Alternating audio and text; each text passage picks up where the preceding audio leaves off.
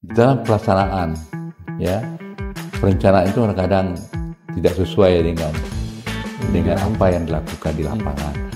Ambil tenaga kerja dari Cina, dan kita masih mengekspor barang-barang mentah itu mungkin ada perjanjian karena kita punya utang juga di Cina.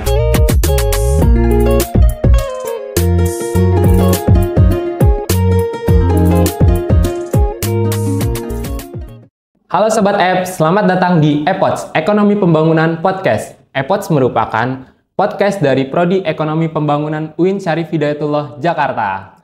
Kali ini EPODS udah ada di episode ke-7 nih. Sobat Apps, ada yang tahu nggak nih di episode ke-7 ini ada yang berbeda? Kalau ada yang tahu, boleh tulis di kolom komentar ya. Kali ini kita akan mengusung tema IKN Harapan Baru Ekonomi Indonesia atau sekedar proyek ambisius. Pada kesempatan kali ini, kita sudah bersama narasumber kita yang hebat nih, yaitu Bapak Aizirman Dejusan. Bapak Aizirman merupakan dosen dari Program Studi Ekonomi Pembangunan. Selain itu, Bapak Aizirman juga pernah menjadi Kepala Badan Penelitian dan Pengembangan Sumber Daya Manusia di Kementerian Kominfo. Mungkin Bapak boleh memperkenalkan sedikit, Bapak? Ya, selamat siang, Sobat Apps UIN. Pertama kali saya mengucapkan terima kasih, saya sudah diundang dalam acara yang saya anggap ini sangat penting sekali bagi kita semuanya untuk belajar tentang pembangunan ekonomi Indonesia. Saya ingin perkenalkan diri saya adalah dosen di Fakultas Ekonomi dan Bisnis UIN. Awalnya saya ini adalah pegawai negeri sipil dan saya ditugaskan sebagai dosen di UIN ini di Fakultas Ekonomi dan Bisnis pada tahun 2014. Kalau tidak salah hari ini mungkin sudah lebih dari 10 tahun ya, cukup lama ya. Tapi saya senang ya, saya sebagai seorang dosen saya memang mempunyai hobi untuk memberikan hal-hal yang baru ya kepada mahasiswa-mahasiswa. Mungkin itu. Oke. Pengalaman Bapak juga di sektor pemerintahan itu sangat berpengalaman juga, Bapak. Mulai dari Kementerian Kominfo dan ada yang lain juga, Pak, berarti, Pak? Ya, saya di awal-awal saya sebagai pegawai negeri sipil, saya itu ditempatkan di Kementerian Perindustrian. Dulu namanya Departemen Perindustrian. Itu sekitar tahun 1981. Kalau dihitung-hitung, mungkin sampai hari ini mungkin sudah lebih dari berapa tahun? 43 tahun ya? 3 tahun yang lalu berarti, 43 tahun yang lalu ya. Jadi memang di awal-awal itu saya bekerja sama Bapak Hartarto. Bapak Hartarto itu adalah bapaknya dari Pak Erlangga Hartarto ya. Waktu itu dia Menteri Perindustrian. Dan saya ditugaskan oleh beliau pada waktu itu di Biro Perencanaan.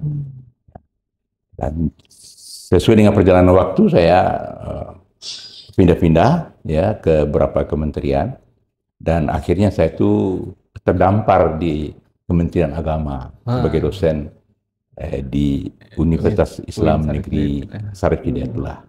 Oke, baik Bapak. Terima kasih Pak Aizirman sudah bersedia datang di EPODS ini, Bapak. Oke, Sobat Apps, seperti tema yang sudah disebutkan awal tadi, kita akan membahas tentang ibu kota baru kita nih, yang apakah IKN ini bakal menjadi harapan ekonomi di Indonesia atau cuma sekedar proyek ambisius pemerintah. Ini adalah suatu tema yang menarik untuk dikaji dan dibahas oleh Sobat Apps di jurusan ekonomi maupun di luar ekonomi. Isu yang sering dibahas dalam 1 tahun terakhir ini, dan yang terbaru mungkin saat upacara HUT RI pemerintah Bapak Presiden Jokowi dan Presiden terpilih Bapak Prabowo Subianto melakukan upacara HUT RI di IKN untuk pertama kalinya. Tanpa berlama-lama lagi, kita langsung masuk ke penjelasan dari narasumber kita. Bapak Aizirman, yang pertama nih Pak,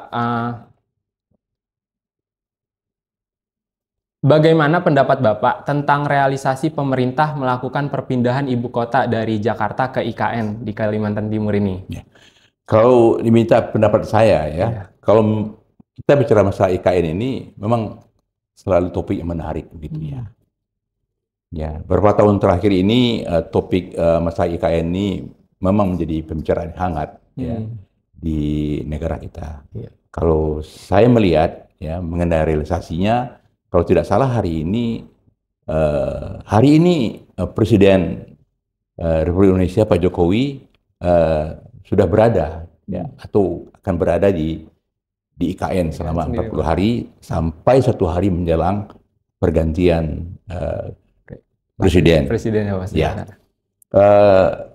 Realisasi yang telah dilakukan oleh pemerintah di IKN ini, saya melihat kalau info yang saya terima sudah mencapai 35%.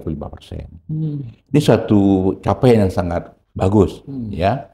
Karena IKN ini kan dicanangkan beberapa tahun yang lalu, dan saya melihat bahwa IKN ini diharapkan tadinya bisa untuk pemerataan pembangunan. Ya, selama ini kan pembangunan banyak terkonsentrasi di Pulau Jawa atau pulau-pulau lainnya seperti Sumatera, dan kita melihat bahwa Indonesia ini kan besar sekali, ya, dan Pulau Jawa dengan penduduknya yang juga padat, ya, lebih dari atau mencapai 60% masyarakat itu adalah tinggal di Pulau Jawa, dan begitu juga kegiatan ekonomi terkonsentrasi di Pulau Jawa.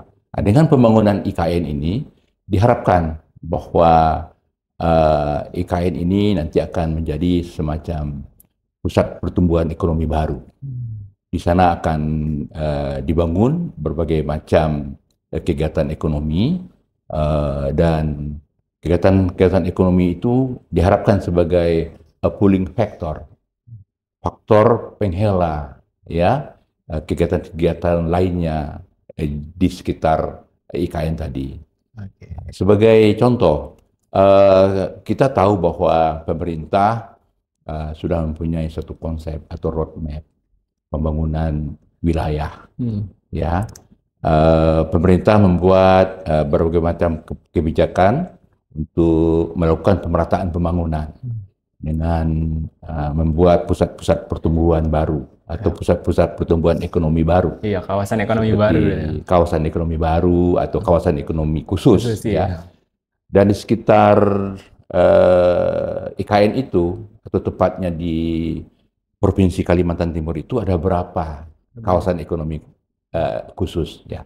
Dan kita juga melihat potensi yang dimiliki oleh Kalimantan Timur itu sangat besar. Sangat berpotensi sekali, ya, Pak. Potensinya sangat besar sekali. Di sana banyak sumber daya mineral, energi, juga sumber daya alam yang berbasiskan kepada pertanian, perkebunan, ya. Kalau ini kita kembangkan, ya, kita bangun satu pusat pertumbuhan ekonomi baru. Contohnya kita membuat perkebunan kelapa sawit, ya. Yang kita kembangkan juga nanti pembuatan turunan daripada CPO tadi, ya, membuat berbagai macam turunan dari CPO seperti minyak yang berbasis kepada CPO, seperti minyak yang digunakan atau produk untuk farmasi, untuk obat-obatan. Bahkan kita juga bisa membuat biodiesel. Karena Indonesia akan sangat memerlukan biodiesel itu. Tadi, ya, Pak. Jadi nggak hanya barang mentah doang, tapi kita juga bisa mengolah jadi barang jadi. Iya, dan itu kan menambah value added. Ya, value added inilah yang harus di-grabs, yang diambil oleh bangsa kita ini. Ya. Jangan kita hanya mengekspor bahan-bahan baku, bahan-bahan mentah. Negara lain yang memperoleh value added-nya.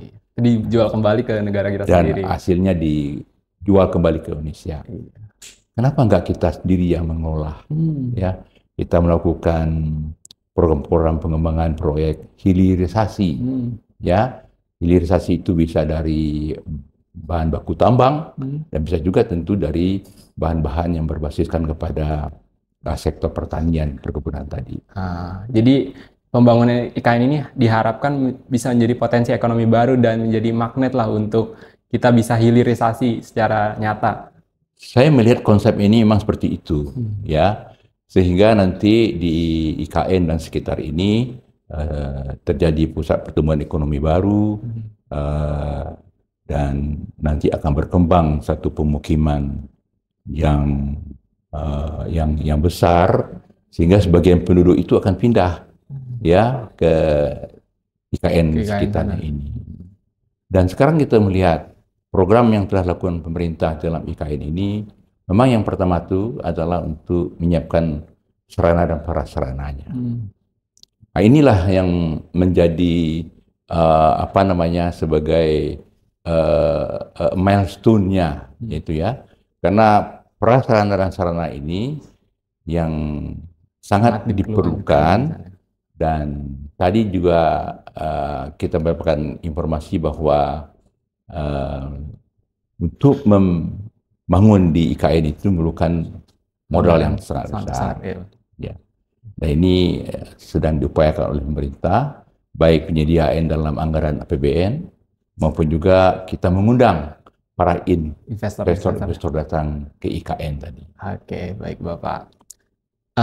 Menurut Bapak nih Pak, apakah pembangunan IKN ini timingnya sudah pas, atau mengingat kondisi ekonomi saat ini pasca pandemi, kita masa pemulihan dan banyak prioritas pembangunan lainnya di Indonesia? Ya, ini juga merupakan satu perbincangan yang sengit juga ya di masyarakat, ya, melihat keadaan ekonomi kita pasca COVID ini, 4 tahun yang terakhir ini, kita melihat bahwa keadaan ekonomi mulai melambat, ya, melambat, dan tidak hanya di Indonesia, hampir di seluruh dunia keadaan ekonomi juga terjadi stagnasi atau penurunan. Nah, untuk itu pemerintah dalam hal ini harus firm, ya, harus jelas untuk menentukan prioritas-prioritas mana yang menjadi prioritas utama dalam pembangunan ekonomi Indonesia. Walaupun salah satu proyek yang katakan juga sebagai proyek strategi nasional IKN, tentu di dalam pembangunan IKN ini ke depan nanti kita harus menyesuaikan dengan kondisi, dengan ketersediaan dana yang kita miliki. Baik, Bapak. Mungkin sedikit di sini ada berita terkait anggaran dari pembangunan IKN sendiri. Boleh bantu di-share-kan?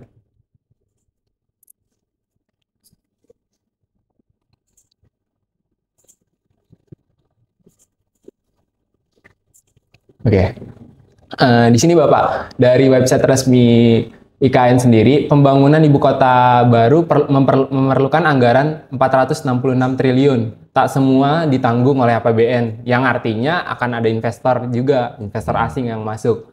Sedangkan di berita yang lain, APBN yang tersisa hanya 17 triliun dan investor asing masih belum masuk. Bakal ada kemungkinan mangkrak nih, bagaimana menurut Bapak? Kalau saya melihat kemungkinan mangkrak itu tidaklah ya, ya, karena ini satu proyek yang sudah berjalan. Sekarang bagaimana usaha dari pemerintah untuk tetap mengundang investasi datang ke IKN. Pemerintah dalam hal ini kita tahu bahwa Pak Presiden Pak Jokowi sudah beberapa kali ke luar negeri, yang mendatangi beberapa negara yang berminat untuk masuk ke IKN tersebut. Dan saya melihat langkah-langkah yang dilakukan oleh pemerintah ini harus tetap kita dorong terus sehingga ada aliran investasi masuk ke IKN sebagai kita katakan sebagai darah, ya, yang untuk bisa membangun, ya, pembangunan di IKN tersebut. Iya, baik.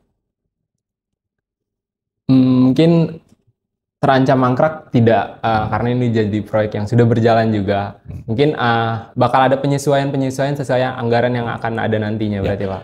Itu satu keniscayaan ya, di dalam satu perencanaan dalam suatu negara, ya, kalau di Indonesia kita namakan dalam APBN, tentu APBN itu sewaktu-waktu dievaluasi.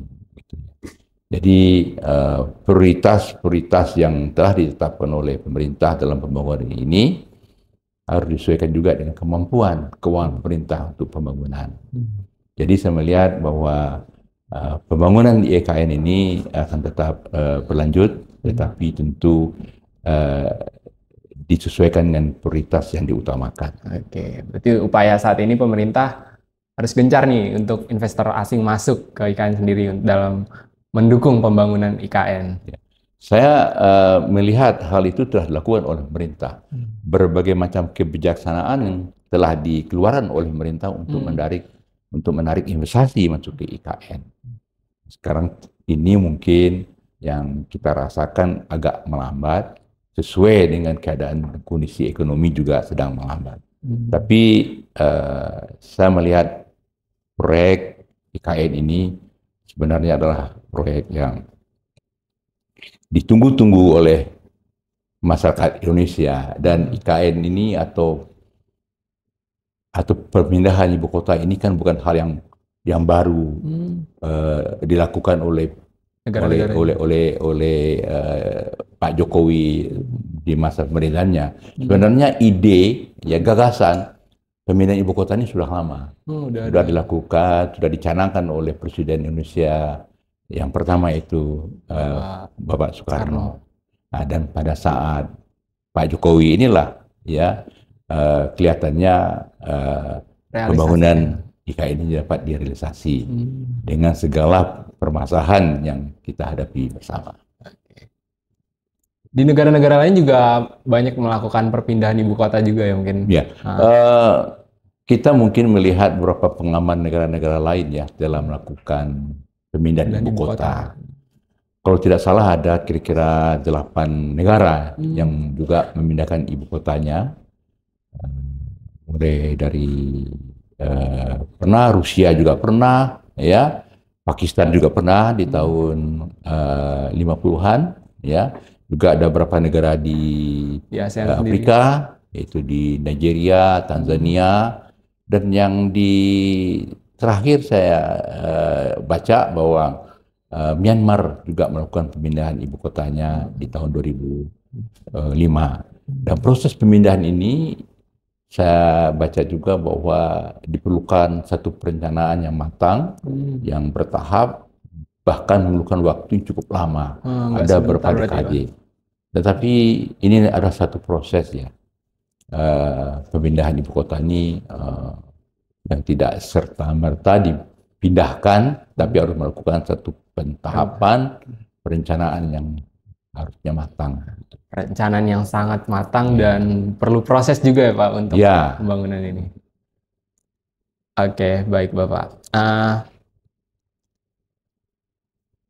Mungkin ada sedikit berita lagi nih Pak dari ahli geografi UGM. Pembangunan IKN tuai banyak konsekuensi urbanisasi bagi masyarakat lokal. Nanti kan pasti ketika IKN pembangunannya sudah rampung, banyak ASN juga bakal datang ke sana, dan ketersediaan pangan juga bakal menjadi PR di sana. Soalnya mengingat dari PJ Gubernur Kalimantan Timur Bapak Malik bilang untuk ketersediaan pangan di Kalimantan sendiri kebutuhannya itu 344.000, sedangkan yang baru bisa disediakan dari Kalimantan sendiri baru 134.000, yang dimana sisanya berarti dari luar daerah. Ketika nanti masyarakat luar datang, itu akan bertambah kebutuhan pangannya sendiri. Jadi menurut Bapak IKN sendiri ada konsekuensi lain untuk kedatangan dari masyarakat luar. Dan juga masyarakat luar sendiri bagaimana itu akan mengganggu masyarakat yang ada di sana nggak sih Pak? Soalnya kan perbedaan mungkin dari sumber daya manusia yang dari orang luar yang akan datang nanti dengan masyarakat lokal akan bersaing juga, dan masyarakat lokal akan merasa tersaingi nantinya Pak.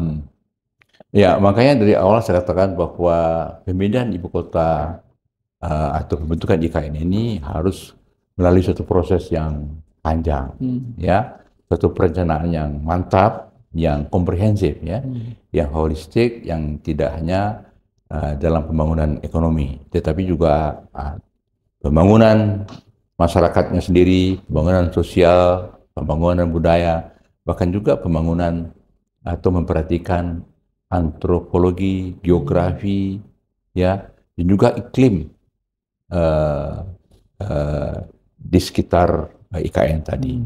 Jadi saya melihat bahwa perencanaan yang telah dilakukan oleh pemerintah dalam pembangunan IKN ini sebenarnya sudah on the track, ya, tetapi dalam pelaksanaannya ya yang harus juga melakukan pentahapan-pentahapan disesuaikan dengan kondisi, disesuaikan dengan kebutuhan, ya, jangan sampai dipaksakan, ya, seperti tadi dikatakan bahwa masalah logistik, masalah pangan, ya, yang dalam perhitungannya itu dikatakan akan kekurangan. Jadi ini juga harus dipersiapkan lahan-lahan, ya, untuk penanaman pangan, apakah itu padi, apakah itu bahan-bahan pangan lainnya. Oke, jadi pemerintah udah membuat rancangan, tapi juga harus disesuaikan nanti sama kondisi realnya. Iya, yang ya, kedepannya itu. Ya benar, itu sangat benar sekali, ya. Tapi kembali sedikit apa yang kita baca, ya, pernah juga yang pernah disampaikan oleh Bapak mantan Menteri Bappenas, ya, Bapak Adrino Caniago, ya, mengatakan dia salah satu konseptor awal dari pembangunan IKN ini, pemindahan ibu kota dari Jakarta ke IKN ini. Konsep awal pemindahan dari ibu kota ini ke IKN itu sebenarnya adalah pemindahan kota pemerintahan. Nah, kalau pemindahan kota pemerintahan itu tentu pembangunannya disesuaikan kebutuhan, berapa prasarana sarana yang harus disiapkan dulu sesuai dengan kegiatan-kegiatan pemerintahan yang akan dipindahkan. Jadi saya melihat bahwa konsep awalnya itu sekarang ini agak bergeser sedikit. Ya, sekarang kita melihat bahwa IKN diinginkan sebagai pusat pertumbuhan ekonomi baru. Ya, makanya dibangun berbagai macam sarana, di samping sarana pemerintahan, juga sarana-sarana yang bersifat untuk pemenuhan kebutuhan ekonomi. Ya, dibangun berbagai macam hotel, ya, rumah sakit, kalau tidak salah ada 5 rumah sakit, sekian hotel, pelayanan publik lainnya. Yang ini juga yang tadi kita katakan harus bertahap. Kalau itu dibangun, tentu investor datang ke sana, mereka sudah berhitung, mereka sudah melakukan kalkulasi. Kami akan membangun satu pusat perbelanjaan atau mall. Berapa orang yang akan datang nanti belanja ke sana? Kalau masyarakatnya masih masyarakat asli yang ada di sana, orang belum pindah ke sana, siapa yang akan belanja? Dibangun rumah sakit yang katanya punya standar internasional. Siapa yang sakit? Masa orang Jakarta sakit akan pergi berobat ke IKN? Jadi inilah hal-hal yang perlu kita pikirkan kembali. Dan ini juga lah saya melihat bahwa tadi dikatakan bahwa apakah proyek ini proyek ambisi atau tidak. Nah, saya katakan tadi ini boleh dikatakan satu proyek ambisi, ya, karena sebenarnya proyek ini harus disesuaikan dengan tahapan-tahapan yang kita perlukan dalam pembangunan. Ada tahapan-tahapannya juga. Mungkin ada berita tambahan juga nih dari masyarakat lokal merasa terusir dari tanah mereka saat IKN digadang jadi magnet ekonomi baru. Yang tadinya kan konsep awalnya itu cuma hanya jadi pusat pemerintahan, sekarang bergeser sedikit kita jadiin pusat ekonomi baru. Jadi masyarakat lokal sendiri merasa terusir nih Pak. Gimana Pak? Pemerintah perlu memperhatikan juga nih masyarakatnya. Saya melihat bahwa perhatian daripada pemerintah, ya, bahwa dalam membangun satu daerah itu kita tidak boleh melupakan lokal wisdom, kita tidak boleh melupakan masyarakat setempat. Ya. Sekarang bagaimana pemerintah bekerja dengan pemerintah setempat, dengan gubernurnya, dengan bupatinya, dengan masyarakat adatnya, dengan orang-orang yang tadinya tinggal di daerah tersebut untuk melakukan kerjasama, berkolaborasi, bergandengan tangan dalam melakukan pembangunan ekonomi, sehingga masyarakat setempat tidak ditinggalkan. Masyarakat setempat juga diajak untuk memberikan kontribusi dalam pembangunan ekonomi daerah setempat. Jadi pemerintah bukan seharusnya lagi, tapi memang mewajibkan masyarakat setempat itu jadi salah satu fokus utama yang dibangun, gak hanya lokasi, tapi masyarakatnya juga ikut terbangun, ikut merasakan.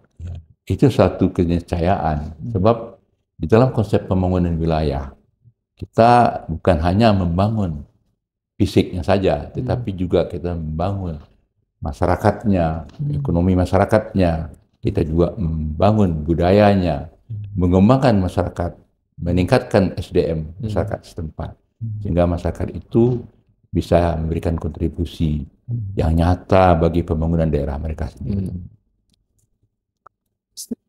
Yang pastinya juga ada segelintiran penolakan-penolakan dari masyarakat setempat juga.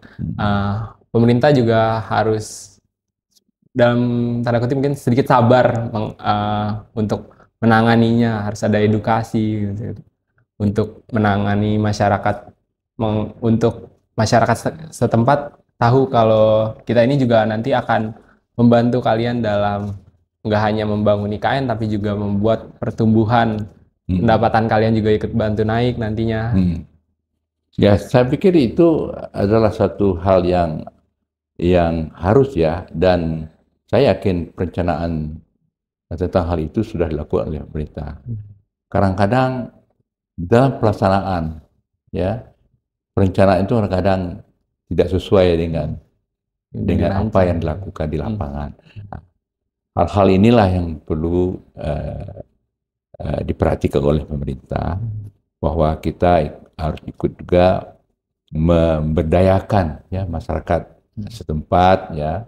Kita itu juga harus memberi kesempatan yang banyak, ya, memberikan kesempatan kepada masyarakat setempat ya untuk melakukan pembangunan ini.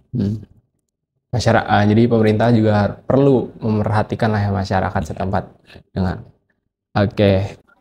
adanya IKN, pembangunan yang saat ini masih Java sentris, pemerintah mau pembangunan dengan adanya IKN, kita pembangunan nggak cuma di Pulau Jawa kok, di pulau-pulau lainnya kita akan melakukan pembangunan. Ya.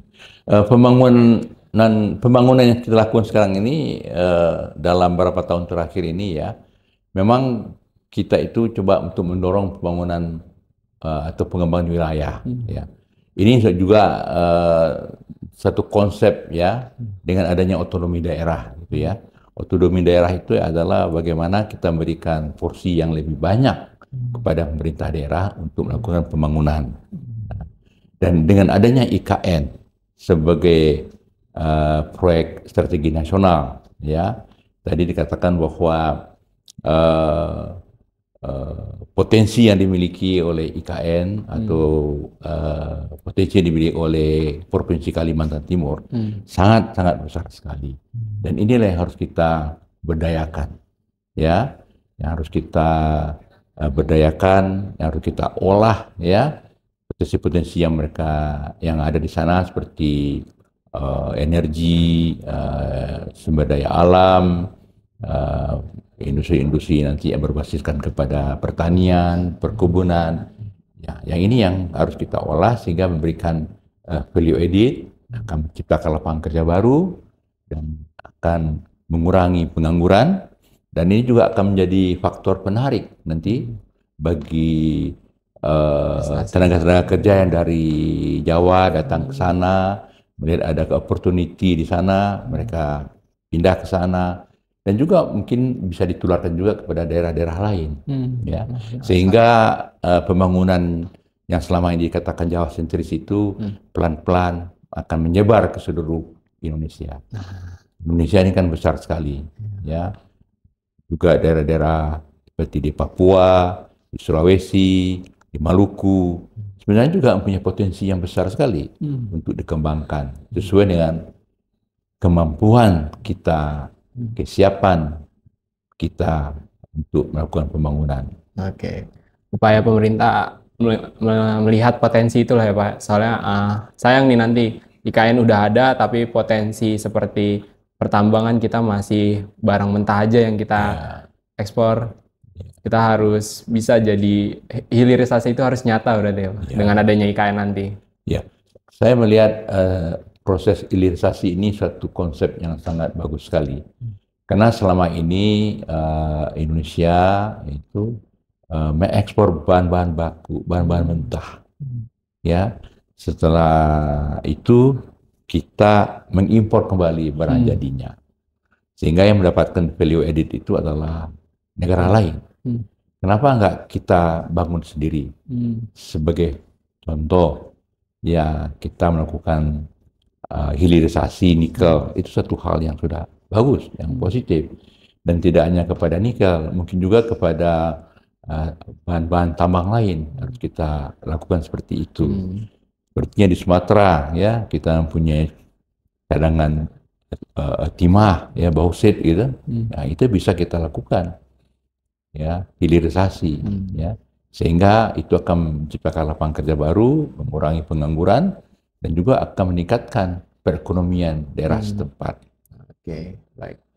Tapi mungkin itu secara konsep mungkin ya. Realitanya sendiri Pak, kita tenaga kerja masih ambil dari asing, mungkin bahasanya kita masih ambil tenaga kerja dari Cina, dan kita juga masih, kenapa kita nggak melakukan hilirisasi, kita masih mengekspor barang-barang mentah itu, mungkin ada perjanjian karena kita punya utang juga di Cina. Ada nggak menurut Bapak seperti itu? Hal itu sebenarnya di dalam undang-undang tenaga kerja kita kan sudah mempunyai satu kesepakatan ya, kepada para investor yang datang. Kita mempunyai kesepakatan kepada investor untuk membawa tenaga kerja yang betul-betul belum tersedia di Indonesia. Tentu dalam satu proses teknologi tinggi, tentu ada hal-hal yang kemampuan tenaga kerja Indonesia belum bisa untuk menangani sektor-sektor tersebut. Tetapi kita juga harus yakin bahwa dalam waktu tertentu, ya, harus terjadi transfer of know-how, transfer teknologi, ya, sehingga tenaga kerja Indonesia sudah mempunyai kemampuan untuk menggantikan tenaga asing tersebut. Nah, inilah yang harus kita jelaskan, ya, kepada masyarakat, ya, bahwa dalam kita membuat atau mengundang investasi ke Indonesia harus disertakan juga dengan perjanjian bahwa dalam waktu tertentu harus ada yang dinamakan pengalihan transformasi tenaga kerja atau transformasi teknologi tadi, sehingga kita tidak selamanya dijajah atau kita menggunakan tenaga kerja asing. Oke. Jadi kalau dilihat tadi transformasi tenaga kerja, selain pembangunan secara fisik, pembangunan sumber daya manusianya juga diperlukan ya Pak. Soalnya kan teknologi, kayak pengen hilirisasi butuh teknologi. Kita juga harus belajar dari luar untuk dapat teknologi itu. Pemerintah juga perlu mendukung namanya masyarakat-masyarakat yang ingin atau memiliki kapabilitas untuk membangun negeri ini melalui menyediakan pendidikan untuk orang-orang nanti yang mau belajar diberi kemudahan. Jadi akses pembangunan sumber daya manusianya juga diimbangi. Ya. Gitu. Saya pikir hal tersebut sudah dilakukan oleh Indonesia dalam beberapa tahun terakhir. Bahkan pemerintah melalui perguruan tinggi sudah mengembangkan vokasi-vokasi ya yang diperuntukkan buat penyediaan tenaga kerja langsung yang dapat digunakan dalam satu perusahaan. Dan hal ini juga saya melihat di dalam kita mengundang investasi dalam perjanjian-perjanjian dengan negara-negara yang melakukan investasi di Indonesia, kita juga meminta kepada negara tersebut untuk juga melakukan peningkatan sumber daya manusia, pendidikan, baik pendidikan formal maupun juga pendidikan non formal bagi tenaga kerja Indonesia, sehingga terjadilah apa yang kita namakan kerjasama yang harmonis antara investment atau orang yang melakukan investasi di sini dengan tenaga-tenaga kerja yang di daerah tersebut memerlukan pekerjaan. Jadi ada perjanjian itu ya. Menurut Bapak, berapa tahun lagi nih Bapak? Kira-kira kita bakal kan siap IKN ini dipersiapkan untuk menuju Indonesia Emas tahun 2045. Dengan adanya IKN ini, menurut Bapak akan semakin nyata nanti 2045 Indonesia akan menjadi masa kemasannya? Harapan seluruh masyarakat Indonesia pasti ke sana. Kita di tahun 2045 akan mencapai tahun emas, ya.